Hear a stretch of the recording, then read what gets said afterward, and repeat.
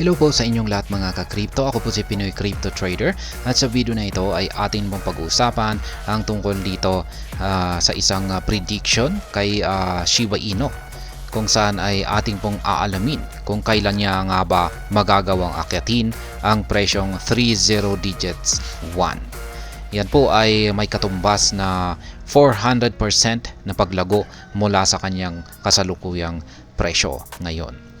Kaya yan, bago po tayo magpatuloy ay nais ko lamang po munang bigyang linaw ang aking disclaimer kung saan ang nilalaman po ng video na ito ay hindi po ito isang financial advice.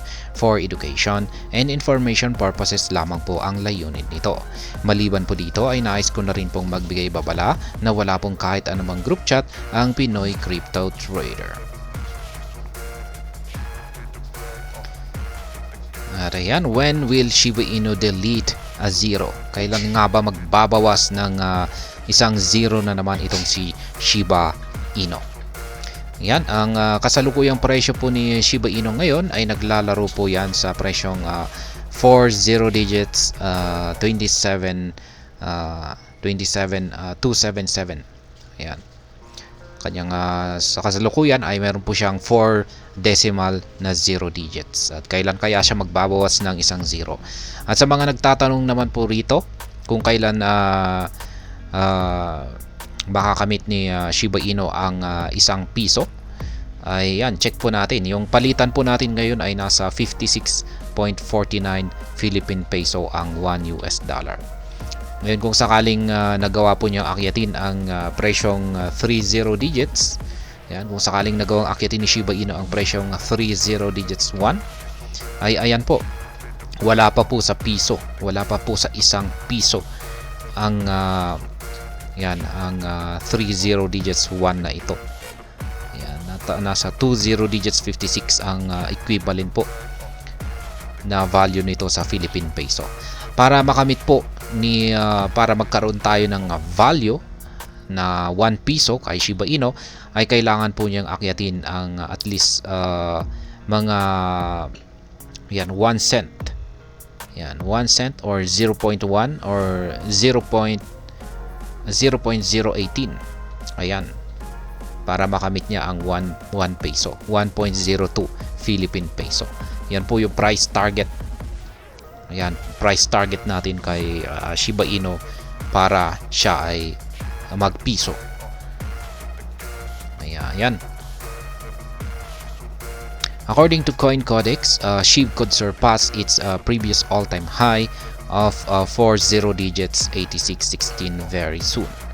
Kaya ayan, ang presyo po kasing ito, ang 40 digits 8616, ayan po yung kasalukuyang nakamit na pinakamataas na presyo ni Shiba Inu. Yan po ay nakamit niya noong nakalipas na taong 2021. At ayon po kay Codex ay malapit na daw po itong lampasan or akyatin ni Shiba Inu. Yan, sabi niya rito, very soon. Yan, ayon po yan sa prediction ni CoinCodex. The platform predicts SHIB to hit 40 digits 9498 on May 8, 2024. Reaching 40 digits 9498 from current levels would translate to a growth of about 248.4%. Kaya yan, ang naglabas po ng isang napakatinding prediction dito, itong si CoinCodex dito kay Shiba Inu, kung saan ay ayon po sa kanyang prediction ay pagsapit po daw ng May 8, 2024, next month po yan. Yan, May 8, 2024 ay dito po magagawang akyatin ni Shiba Inu ang presyong 40 digits 9498. Ayan, at yan po ay may katumbas na paglago mula sa kanyang kasalukuyang presyo ngayon na umaabot po ng 248.4%. Yan. If the asset's price can hold above the targeted level, its price might delete at zero sometime next month. Yan, ang dagdag pa rito ni CoinCodex ay kung mananatili raw ang presyo ni Shiba Inu, kung sakaling nagawang akyatin ni Shiba Inu ang presyong 40 digits 9498, at nagawa niyang manatili sa presyong ito, ay ayon po kay Coincodix ay magpapatuloy daw po ito sa kanyang pag-angat sa presyo at dito na po siya magbabawas ng isang zero at dito po niya makakamit ang price target na 30 digits 1 at mangyayari daw po yan sa sunod na buwan nito. Kaya ibig pong sabihin ay sa pagsapit po ng May 8 ay kung nanatiling nasa presyong 40 digits 94.98 ay sa buwan ng May ay nandito pa rin naglalaro ang presyo ni Shiba Inu, ay sa June, ayan, sa buwan ng June or sunod na buwan ng May ay tataas pa raw, magpapatuloy daw po sa pagtaas ang presyo ni Shiba Inu at dito po niya mahihit ang 30 digits 1 na presyo. Changelly also paints a bullish picture of Shiba Inu's price over the next few weeks. The platform anticipates SHIB to hit a new all-time high in early May. Ganun din po ang inilabas na prediction dito ni Changelly. Isa na rin po siyang analytical platform na katulad ni Coincodix, kung saan ay base naman po sa kanyang inilabas na prediction dito ay bullish na rin yung kanyang pananaw dito sa magiging performance ni Shiba Inu dito sa paparating na sunod na mga ilang linggo. At inaasahan po niya na ang magiging performance ni Shiba Inu ay makakapagtala ito ng kanyang panibagong all-time high na presyo sa umpisa ng buwan ng May. According to Changelly, SHIB could reach 40 digits 95.51 on May 7, 2024. If SHIB can hold the targeted level, we may witness 30 digits 1 price levels sometime next month. Kaya ganun din po. Halos pareho na rin po yung prediction niya kay Coincodix. Pero dito po kay Changelly ay sa May 7 po ang sa kanya. May 8 po kay Coincodix. At dito kay Changelly ay aakyatin niya sa May 7 ang mataas na presyo na 40 digits 95.51. At tulad din po ni Coincodix ay kung mananatili ang presyo ni Shiba Inu dito sa 40 digits 95.51 sa buong buwan ng May, ay sa sunod na buwan nito, yan po ay ang buwan ng June, ay dito na po natin masasaksihan ang pag-angat ni Shiba Inu or pagbabawas ni Shiba Inu ng isang 0 digit sa kanyang presyo at ito ay makakamit niya ang presyong 30 digits 1. The bullish outlook around Shiba Inu is likely due to Bitcoin's halving later this month. Many analysts consider halvings bullish as they reduce the supply of an asset, leading to more demand. Kaya yan, yung pinakabasihan daw po dito kung bakit ang kanilang pananaw ay bullish dito kay Shiba Inu ngayong sunod na buwan.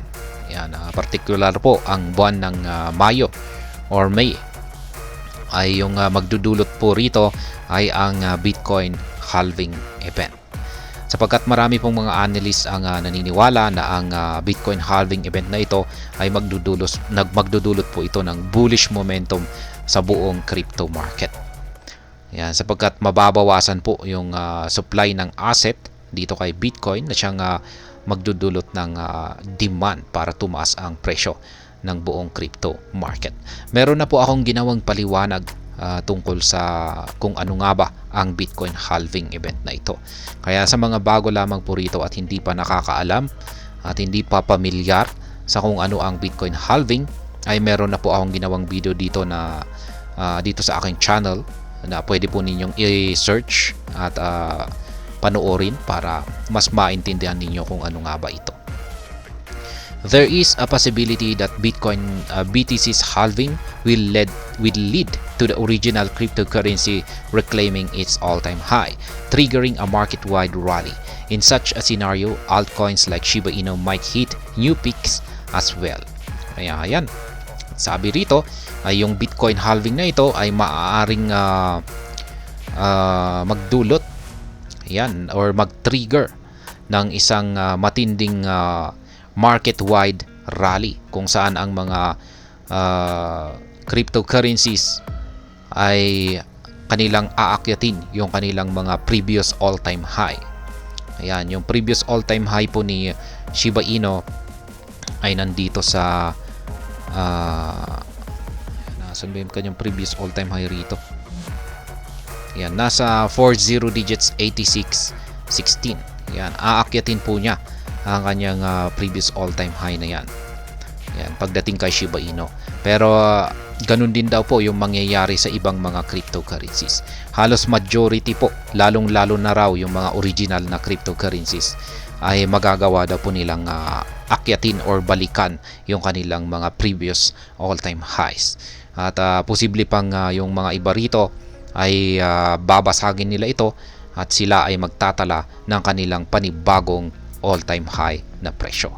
At base sa mga crypto analyst, isa po itong si Shiba Inu na magbabasag ng kanyang previous all-time high at magtatala ng kanyang panibagong mataas na presyo. Kaya yan pong muli ang prediction ng dalawang kilalang mga analytical platforms natin dito na si CoinCodex at saka si Changelly. Yan, pagsapit po ng May 8 ayon kay CoinCodex ay aakyatin ni Shiba Inu ang presyong 40 digits 94.98. At kay Changelly naman ay pagsapit naman po ng May 7, 2024 ay aakyatin ni Shiba Inu ang presyong 40 digits 95.51. At kapag mananatili raw ang presyo ni Shiba Inu sa mga presyong ito, ay dito siya magpapatuloy sa kanyang pag-akyat at magbabawas po siya ng isang 0 digits at makakamit niya ang presyong 30 digits 1. At hanggang dito na lamang po tayo sa video na ito mga ka-crypto. Sana po ay inyong nagustuhan ang aking paliwanag sa video na ito. Kung inyo po itong nagustuhan, pakiclick lamang po ang like button ito. Para naman po sa mga bago lamang dito, kayo po ay aking inaanyayahan para mag-subscribe. Pakiclick na rin po ang bell icon nito dahil ito po ang siya magsisilbing notification nito sa mga bago kong videos na akin pong ina-upload sa aking YouTube channel na ito. Marami pong salamat sa panonood, ingat po tayo lagi at God bless po sa ating lahat.